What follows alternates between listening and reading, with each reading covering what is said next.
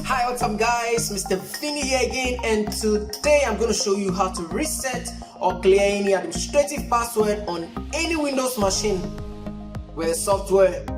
Let's go.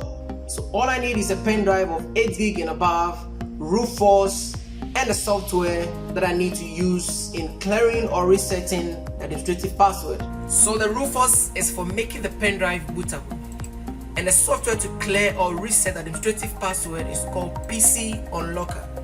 PC Unlocker. All I do is connect my pen drive to the system and launch the Rufus. The Rufus automatically picks the pen drive that is connected to the system. Now I go to select. I need to select where my software is, PC Unlocker. This is the most important part. Partition scheme and target system. I have a whole video on how to make a pen drive bootable, so you can know what to choose. I select mine and I click on start.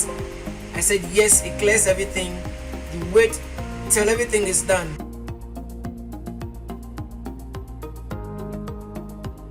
Now our pen drive is made bootable. Note that you need to make this bootable pen drive on a different system that you can have access to. This is the system that we want to clear the administrative password or reset the administrative password on. We've tried in the password, I know, and everything is still locked, it's not working. So restart. So that is booting from a pen drive. This is the account where the password is. All we want to do is reset the password. I select the account that I want to reset the password and I click on reset. If I want to enter a new password, fine. If I don't want, I just say okay, the password is gone. Take you restart your PC and voila, we don't need to enter any password again. The password is gone and we're good to go.